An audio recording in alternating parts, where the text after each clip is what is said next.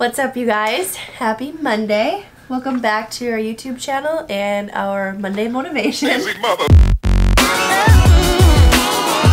been a while. We took a little break. Brandy's been under the weather. Yeah, I was out for a whole week, so my voice is finally... It's been longer than a week. You've been sick for like... Since last Friday. Yeah. So, my voice is just coming back, so... Yeah, that's good. Yeah, keep praying for me. So this Monday, we actually want to talk to you guys about something that obviously we've gone through several times, but most recently we've gone through this in the business sense. Yes. And it's about being adaptable and about being flexible. And an aggressive learner. Yeah, so Josh has a couple main points he's going to start off with. Yeah, so one thing that I kind of have like a small obsession with, and Brandy, I have these like passionate rants, which are why do, like there's a lot of reasons, but in short, why do you see businesses rise to be a powerful force, and then as time passes, they die? Mm-hmm. It's because they did not adapt. It wasn't because they weren't a strong business, they were. And at one point in time, they were a powerhouse.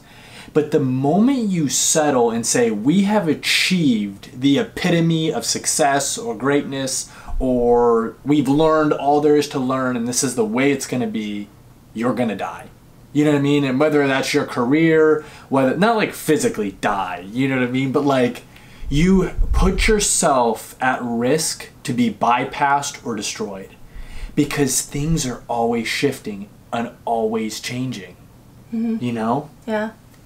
Well, I mean, I was telling him that people message me or like I talk with people and they get really upset that they like failed an interview and they're like, I'm done. Like that was my dream job. I'm like, my life is over. Like it's so dramatic. Yeah. But it's like in reality, it's like we all fail interviews. I've talked to you guys several times about how many interviews I failed. It's a part of life. And what you do when those things happen is you realize like where in the interview process did you fail? Like reach out to the people. Yeah. They're probably more than willing to talk with you about it. And then get better at it. Yeah. You know, learn from your mistakes. Like in the business sense, when you're doing something and you see that there's no progress being made, or that you're not liking the results you're getting. Yeah. You know, which is why data is so important. Yeah.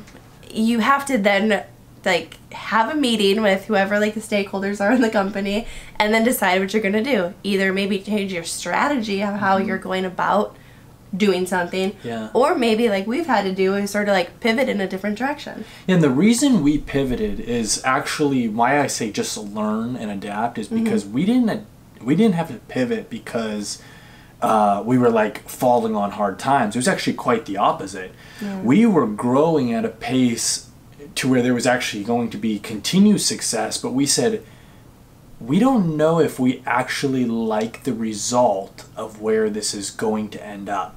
The culture, I don't know if responsibility is the right word, but the style of our business and structure, we don't know if that's actually what we want. So let's stop and pause and figure out what it is we want and adapt to go in the direction we really would like to see over the next 5 to 10 years. Well, yeah, and I mean, like for us and like what we just recently went through is that we made the decision that we didn't want to build something that we didn't want to work at. Yeah. And we didn't care about the money.